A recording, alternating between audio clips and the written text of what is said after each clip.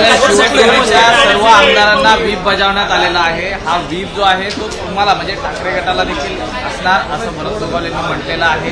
जर व्हीपचं उल्लंघन झालं तर कारवाई देखील 2 आठवड्यानंतर करू, जोपर्यंत सुप्रीम कोर्टाची मुदत असते। असं एक म्हटलं जातं की कोंबडी कधी आगीला घाबरत नसते। आजपर्यंत ज्यांनी नाना तऱ्हेनं म्हणजे राज्याचे मुख्यमंत्री उद्धव बाळासाहेब ठाकरे यांना पदच्युत केलं, त्यांना मुख्यमंत्री पदावरून खाली खेचलं आणि त्यानंतर घडलेल्या ज्या विविध घटना आहेत त्या घटनांना सुद्धा आम्ही घाबरलो नाही। त्यामुळं अशा पद्धतीचा व्हीप दिला अशा प्रकारच्या बातम्या पसरवून जर कोणी आम्हाला घाबरवू पाहत असेल तर मला त्यांना एवढंच सांगायचं, मी ग्रामीण भागातला माणूस आहे, त्याला कोंबडी हुल म्हणतात। या तुमच्या कोंबडी हुलला आम्ही भीक घालत नाही। सर, दुसरी महत्त्वाची बाब अशी आहे की या अधिवेशन कालावधीमध्ये जर सगळे उपस्थित नाही राहिले तर व्हीपच्या अंतर्गत कारवाई केली जाईल असं म्हटलं जाते। शेड्यूल 10 नुसार तुमच्यावर कारवाई होईल, मला आता मर्ज होण्याची वेळ आलेली आहे असं देखील चर्चा सुरू झाली आहे। असं आहे की शिंदे गटाच्या लोकांना शेड्यूल 10 याचा उल्लेख करण्याचा अधिकार तरी आहे का? शेड्यूल 10 हा पक्षांतर्गत बंदीविरोधी कायदा हा 2003 साली तत्कालीन पंतप्रधान कैलासवासी अटल बिहारी वाजपेयी साहेबांच्या कालावधीमध्ये त्यांच्या कार्यकाळामध्ये जो पक्षांतर्गत बंदीविरोधी कायदा तयार करण्यात आला त्याच्यामध्ये शेड्यूल 10 हे जाणीवपूर्वक टाकण्यात आलं। अटल बिहारी वाजपेयी साहेबांना पक्षांतर बंदीविरोधी कायद्यामध्ये पक्षाचं स्प्लिट म्हणजे पक्षाचे 2 भाग मान्यच नव्हते। ज्यांना कोणाला पक्षातून बाहेर पडायचं असेल त्यांनी आपला नवीन पक्ष तरी स्थापन करावा, नाहीतर कोणत्या तरी पक्षामध्ये सामील व्हावं। मूळ पक्ष हा त्यांचा पक्षच राहत नाही, मूळ पक्षाची निशाणी ही त्यांची राहतच नाही आणि म्हणून कैलासवासी अटल बिहारी वाजपेयी साहेबांना पक्षांतर्गत अशा पद्धतीची फूट, अशा पद्धतीची तोडाफोड त्यांना मान्य नव्हती आणि म्हणून अटल बिहारी वाजपेयींनी सांगितलं होतं की और अगर मुझे कोई पार्टी तोड़ फोड़ के जोड़ फोड़ के सत्ता बनाने के लिए कहे तो ऐसे सत्ता को मैं स्पर्श भी नहीं करूंगा, चिमटे से भी स्पर्श नहीं करूंगा। म्हणजे चिमट्यानं सुद्धा अशा सत्तेला मी हात लावणार नाही असा एका तत्ववेत्ता, अशा पद्धतीनं लोकशाहीवर विश्वास ठेवणारा एक नेता हा एकेकाळी भारतीय जनता पार्टीचा नेता होता आणि तीच भारतीय जनता पार्टी आज आपल्याच नेत्यांच्या विचाराला, आपल्याच नेत्यांच्या तत्वांना तिलांजली देते। त्यांच्या सहकार्यानं शेड्यूल 10 याचा उल्लेख करण्याचा नैतिक अधिकार नाही। कांद्याची जर सध्या प्रचंड फसवलं आहे, आता नाशिकमध्ये देखील मोठं आंदोलन शेतकऱ्यांना सुरू आहे। कांद्याचा जसा प्रश्न आहे तसा हरभऱ्याचा सुरू झालेला आहे, सरकारचं दुर्लक्ष आहे। अजून ही 2-2 रुपये केवळ शेतकऱ्यांना मिळतात ही परिस्थिती राज्यात। असं आहे की शेतकरी हा पूर्णपणे हवालदिल झालेला आहे। हवालदिल नाही कोण, एसटी कर्मचाऱ्यांचं काय झालं? लोकांच्या मूळ जी जुनी पेन्शन योजना होती 2005 सालापूर्वीची ती देण्याचं कबूल या सरकारनं केलं होतं। एसटी महामंडळाला सरकारी कंपनी म्हणून, सरकारच्या कंपनीमध्ये आम्ही सामील करणार म्हणून सांगितलं होतं। मराठा समाजाला आरक्षण देणार म्हणून सांगितलं होतं। पहिल्याच कॅबिनेटमध्ये धनगर समाजाला आरक्षण देणार म्हणून सांगितलं होतं। लिंगायत समाजाला आरक्षण देणार म्हणून सांगितलं होतं। ओबीसी समाजाला सांगितलं होतं की मला फक्त तुम्ही सत्ता द्या, 2 महिन्यामध्ये मी तुमचे अधिकार तुम्हाला मिळवून देईन। फक्त ही जुमला पार्टी आहे, थापेबाजी करणारे हे लोक आहेत। यांना ना शेतकऱ्यांशी काही देणं घेणं, यांना ना कामगारांशी काही देणं घेणं, यांना ना सरकारशी नि महाराष्ट्राशी देणं घेणं। हे सत्ता पिपासू लोक आहेत।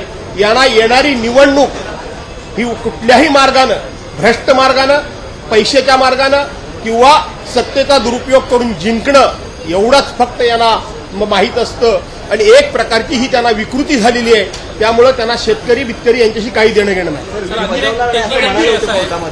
तरी पण व्हीप बजावण्यात आलेलं, कारवाई करण्याला असं म्हणलं तरी पण व्हीप बजाव नाही, कंटेम्प्ट होऊ शकतं। मी तुम्हाला आताच सांगितलं, मुख्यमंत्रीपद गेलं, 40 आमदार गेले, 13 खासदार गेले, आमच्यावर खोट्या नाट्या केसेस झाल्या, माझं घर जाळण्याचा प्रयत्न झाला, आमची संरक्षणं काढली। अशा गोष्टीला आम्ही घाबरलो नाही। तर ह्या व्हीपची काय तुम्ही सातत्यानं व्हीप सांगताय? असे काही व्हीप आम्ही बघितले गेले। विविध नेत्यांवरती विविध नेत्यांबाबत जे गुन्हे दाखल होत आहेत, सरकार विरोधात एक नेरेटिव्ह सेट करण्याचा प्रयत्न होत असल्याचं काल देवेंद्र फडणवीस यांनी आरोप केले। कोणावर गुन्हे दाखल होत आहेत? विविध ते गुन्हे दाखल करतायत, हा. ते गुन्हे दाखल करतायत. नाही, जे आरोप तुम्ही करताय की आम्हाला धोका आहे, आमच्या जीवाला असं असं आहे की आपल्या देवेंद्र फडणवीसांच्यावर कोणाचा विश्वास आहे? देवेंद्र फडणवीसांच्या कोणावर विश्वास नाही. मी अत्यंत जबाबदारीनं विधान करतो की महाराष्ट्राचं अतिशय सुसंस्कृत राजकारण, वैचारिक राजकारण, विरोध हा विरोधी नाही, तो केवळ आपल्या मताशी आणि आपली भूमिका मांडतो म्हणजे तो आमचा विरोधक नाही, असा विचार करणारं राजकारण जर महाराष्ट्रामध्ये कुणी खराब केलं असेल तर ते देवेंद्र फडणवीसांनी केलेलं आहे. हे लक्षात घ्या. देवेंद्र फडणवीसांनी स्वतःच्या सरकारमध्ये आपले प्रतिस्पर्धी यांना राजकारणातून संपवलं. देवेंद्र फडणवीसांनी आपल्याच सरकारमध्ये सहभाग देणाऱ्यांनी मदत करणाऱ्या लोकांचे फोन टॅपिंग कुणी केलं? देवेंद्र फडणवीसांच्याच कारकिर्दीमध्ये झालं. आणि म्हणून देवेंद्र फडणवीसांच्या कारकिर्दीमध्ये महाराष्ट्राची उच्च परंपरा ही डागाळली गेली आहे. देवेंद्र फडणवीसांच्याच कारकिर्दीमध्ये महाराष्ट्राची वैचारिक बैठक ही विस्कळीत झालेली आहे. त्यामुळे देवेंद्र फडणवीसांना असला उसना आणून देवेंद्र फडणवीसांनी किती वक्तव्य केली तरी महाराष्ट्र देवेंद्र फडणवीसांच्या वक्तव्यावर त्यांचा पक्षीय विश्वास ठेवत नाही, महाराष्ट्रही ठेवत नाही.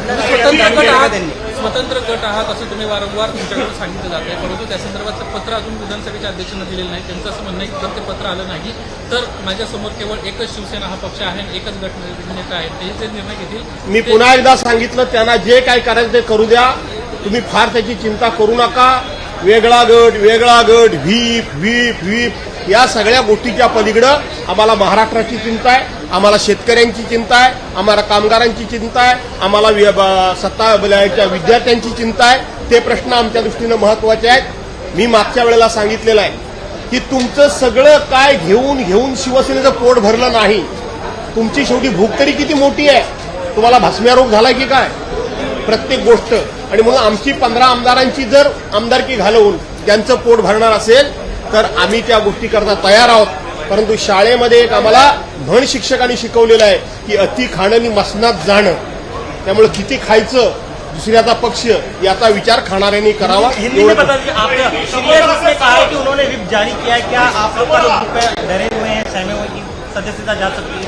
ऐसा है कि वो शिंदे गुट के लोग बाहर मीडिया के सामने अलग अलग तरीके से हमको डरा रहे हैं, धमका रहे हैं कि हम लोग व्हीप जारी करेंगे, हम लोग व्हीप के आधार पे हमें सस्पेंड करेंगे. मैं उनको इतना ही कहता हूं कि जिस पार्टी का मुख्यमंत्री आपने नीचे खींच लिया, उद्धव बाला साहब ठाकरे को आपने भारतीय जनता पार्टी के हाथों में हाथ मिला के सत्ता पे पदच्युत किया. इससे भी हमारे 40 आमदार वहां गए, हमारे ऊपर केसेस हो गई, हमारे घर जलाने तक तुम्हारी हिम्मत हो गई. हम कहीं भी कुछ भी स्पीच दे तो हमारे ऊपर बहुत सारी केसेस, हमारे ऊपर एसीबी की नोटिस. इतना डरा धमका के हम डरे नहीं. तो ऐसे भीप की हमको डरावनी बातें मत करो. ऐसे बातों को हम भीख गालने वाले नहीं. एबीपी माझा, उघडा डोळे बघा नीट.